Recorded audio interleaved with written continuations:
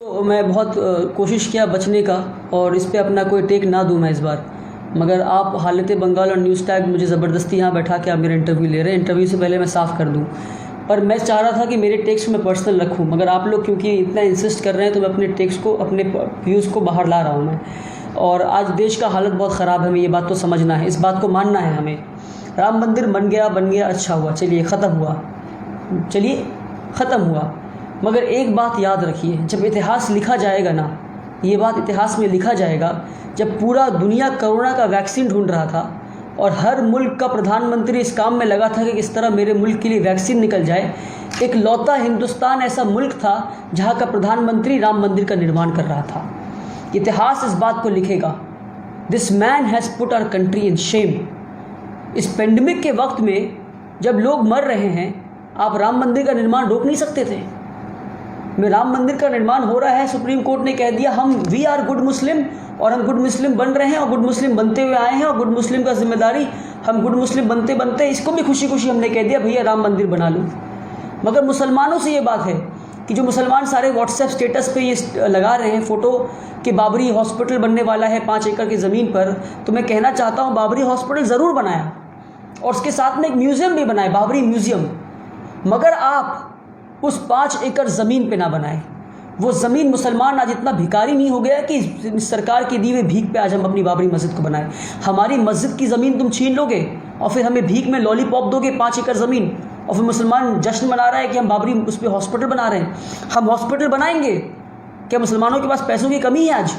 हम 10 एकड़ ज़मीन पर बाबरी मस्जिद बनाएंगे, बाबरी मस्जिद भी बनाएंगे, हॉस्पिटल भी बनाएंगे, बाबरी म्यूज़ियम भी बनाएंगे, मगर अपनी ज़मीन पे बनाएंगे हम, जो हमने खुद से मुसलमानों के पैसों से ख़रीदा है, मुसलमानों का माल इस्तेमाल कर ख़रीदा है। इनकी फेंकी हुई ज़मीन पर और दी हुई ज़मीन पर इनके मुंह पे तमाचा मार के वापस करना है इनको कि हम तुम्हारी दी हुई भीख नहीं एक्सेप्ट करते, नहीं स्वीकार करते हम। इस बात को हमें समझना है और बाबरी एक म्यूज़ियम बनाना है वहाँ पर, ताकि आने वाली जनरेशन इस बात को भूल ना जाए कि हमारे साथ क्या इंजस्टिस हुआ था। और इस देश के कोर्ट ने हमारे साथ इंजस्टिस किया है, मैं ओपनली कहता हूँ, इस देश के कोर्ट ने हमारे साथ इंजस्टिस किया है। वो कैसे मैं बताऊंगा आपको, इसलिए मगर आपको एक बाबरी म्यूज़ियम बनाना ज़रूरी है, जिस म्यूज़ियम में एक रिसर्च सेंटर हो, वहाँ चाहे एक पूरी डॉक्यूमेंटेशन हो इस बात की कि किस तरह हमारी मस्जिदों को तोड़ी गई और किस तरह वहाँ पर एक मंदिर बनाया गया और किस तरह इस देश, एक डेमोक्रेटिक देश में डेमोक्रेसी का मजाक बनाया गया। इसकी डॉक्यूमेंटेशन होनी चाहिए। और हमारे प्रधानमंत्री वो किस कैपेसिटी में जाकर राम मंदिर का निर्माण किए, ये तो इशू था, एक हिंदू कम्युनिटी मुसलमान कम्युनिटी के बीच का इशू था।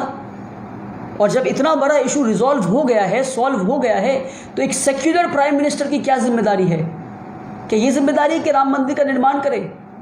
अगर आपने राम मंदिर का निर्माण किया तो ठीक है, पर मैं सवाल करता हूं जिस दिन बाबरी मस्जिद का फाउंडिंग स्टोन होगा, क्या प्रधानमंत्री और योगी आदित्यनाथ आएंगे?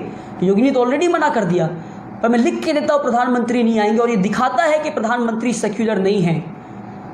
तो आप ये सेक्युलरिज्म का नाटक क्यों रच रहे हैं? आप ये कह दीजिए ना कि देश सेक्युलर नहीं है, डेमोक्रेटिक देश नहीं है, ये हिंदू राष्ट्र है, ओपनली कह दीजिए ना। क्यों नाटक करना डेमोक्रेसी के नाम पे? क्यों डेमोक्रेसी का मजाक उड़ाना? सीधा कहिए हमारे मुंह पे, हम स्वीकार कर लेंगे कि हिंदू राष्ट्र है, फिर जो लड़ाई होगा हम लड़ा जाएगा, इस देश को डेमोक्रेसी इंटरनेशनल कोर्ट में जाएंगे हम। मगर आप खुल के कहिए कि भैया ये हम हिंदू राष्ट्र है। अब कांग्रेस को तो नंगा कर दिया कांग्रेस ने अपने आप को, कांग्रेस एक्सपोज हो गया, आम आदमी पार्टी, मायावती, सारे पार्टीज एक्सपोज हो गए, सब ने इसके सपोर्ट में, राम मंदिर के सपोर्ट में आ गए। मुसलमान आज इस देश में पॉलिटिकली यतीम हो गया है, पॉलिटिकली ऑर्फन हो गया है। आप ओपनली कहें हिंदू राष्ट्र हो गया है। आज आप समझे, पहले इस देश में लेफ्ट विंग था, सेंट्रिस्ट थे और राइट विंग के लोग थे। आज इस देश में सिर्फ लेफ्ट विंग के लोग रह गए जिनका कोई वजूद नहीं है, और राइट विंग के लोग रह गए, सेंटर गायब हो गया है। पूरा स्पेक्ट्रम जो था सेंटर का वो राइट में शिफ्ट हो गया है। या तो आप राइट विंग हैं कांग्रेस की तरह, या एक्सट्रीमली राइट विंग हैं आप बीजेपी की तरह या आरएसएस की तरह। सेंटर का कोई जगह नहीं अब इस देश में। जो सेंटर का ढोंग रच रहे थे आम आदमी पार्टी और कांग्रेस और भी इनकी तरह मायावती लोग, ये सब एक्सपोज हो गए हैं अब। तो इस बात को हमें समझना है। नहीं भैया, आप देखिए ना कि अभी आज से 3 साल 4 साल पहले का आप याद करें कि एक आम मुसलमान का क्या नज़रिया था इस देश में। कुछ मुसलमान कहते थे, ये कभी किसी मुसलमान ने नहीं कहा कि मस्जिद वहीं बनाएंगे। अब मुझे एक मुसलमान दिखा दें पूरे देश में जिसने 1991, 1992 से लेकर अब तक ये कहा हो कि मस्जिद वही बनाएंगे जब से मस्जिद तोड़ी गई है? एक मुसलमान नहीं। मुसलमान का या तो स्टैंड ये रहा है कि सुप्रीम कोर्ट जो कह देगा हम वो करेंगे, या कुछ मुसलमान तो इस हद तक चले गए कि कहने के लिए अच्छा छोड़ दो, ज़मीन दे दो हिंदुओं को, हमारे हिंदू भाइयों को राम मंदिर बनाने दो। कि मुसलमान तो इस हद तक चले गए बोलने के लिए, गुड मुस्लिम बनने के लिए, गुड सेक्युलर मुस्लिम बनने के लिए क्या बोल दिए कि राम मंदिर दे दो। इससे क्या होगा? कम से कम हिंदू मुसलमान की बिटरनेस तो दूर हो जाएगी, कम से कम इसके ऊपर पॉलिटिक्स तो बंद हो जाएगा। मगर आज उस मुसलमानों पे क्या गुजर रहा होगा जब वो देखते हैं कि जो उन्होंने सोचा था कि राम मंदिर बनने से कम्युनल पॉलिटिक्स का एंड होगा, it will be the end of the communal politics in this country, it will be the end of the bitterness between two countries, Hindu मुसलमानों की आपसी तनाव कम हो जाएगी। जिस दिन राम मंदिर बनता उसी दिन नारा लगता है अयोध्या तो झांकी है, काशी मथुरा बाकी है, कि अयोध्या इज़ अ ट्रेलर, अभी काशी मथुरा बाकी है। उसी दिन नारा लगता है एक धक्का और दो, जामा मस्जिद तोड़ दो।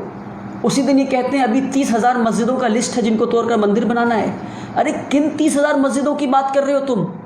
80 मस्जिद भी रिकॉर्ड पे दिखा दो तुम, जो इन्वेडर्स ने आकर तोड़े थे। और जो इन्वेडर्स ने तोड़े थे वो मुसलमान नहीं थे, वो एज इन्वेडर्स तोड़े थे। मैं ये बात साफ कर दूँ। और आप खुद बताइए, ये लोग कहते हैं कि ताजमहल मुगल ने बनाया, लाल किला मुगल ने बनाया, ये इतिहास पढ़ाता है, इनका जो पेटेंट डायलॉग है। मगर इतिहास ये नहीं पढ़ाता कि मुगलों ने कितना मंदिर तोड़ा।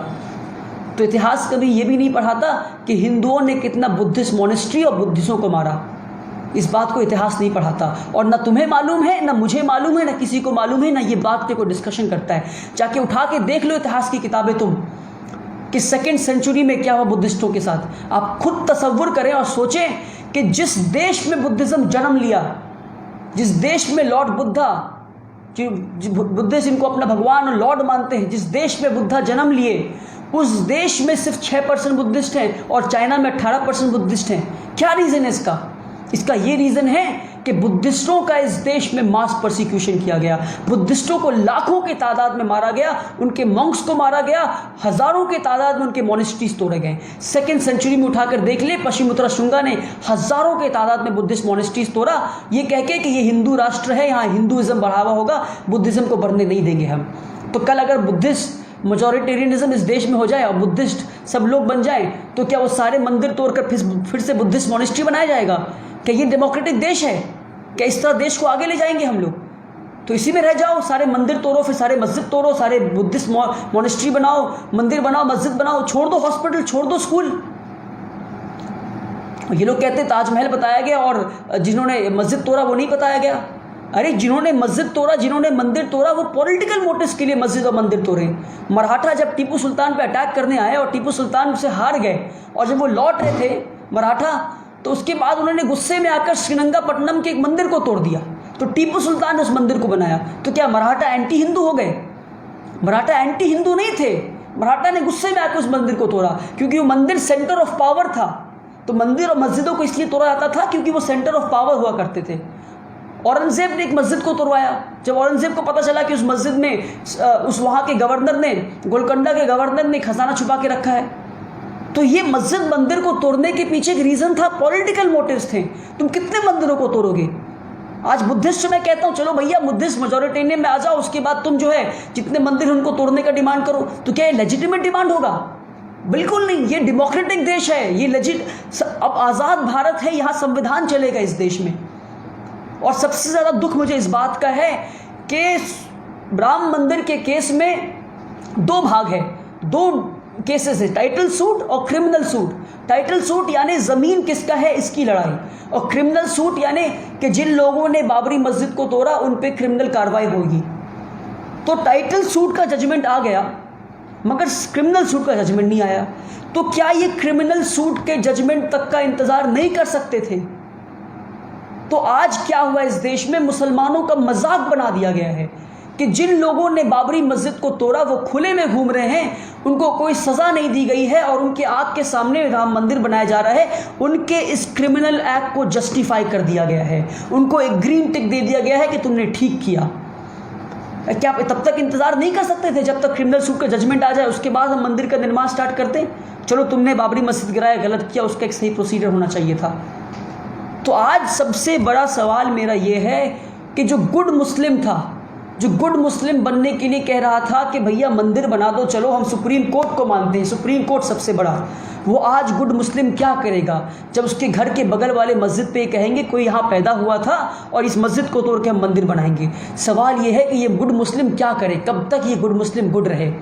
जस्टिस रंजन गोगोई राफेल मामले में मोदी गवर्नमेंट के साथ में के फेवर में जजमेंट देते हैं, 370 में मोदी गवर्नमेंट के फेवर में जजमेंट देते हैं, सीबीआई के में मोदी गवर्नमेंट के जजमेंट में फेवर देते हैं, कश्मीर मामले में मोदी गवर्नमेंट के जजमेंट के फेवर में जजमेंट देते हैं, और कई सारे मामले में मोदी गवर्नमेंट के जजमेंट फेवर देते हैं। यहाँ तक कि जब उनके ऊपर सेक्सुअल हैरेसमेंट का केस लगा दिया गया, अपने ही खिलाफ सेक्सुअल हैरेसमेंट के केस में वो बेंच को लीड कर रहे हैं। इससे ज़्यादा जस्टिस सिस्टम का मजाक और क्या बन सकता है। तो मुसलमान इस देश की कॉन्स्टिट्यूशन को बचाने का ठेका लिया है, जिम्मेदारी लिया है, और आखिरी दम तक इस देश के संविधान को बचाएंगे।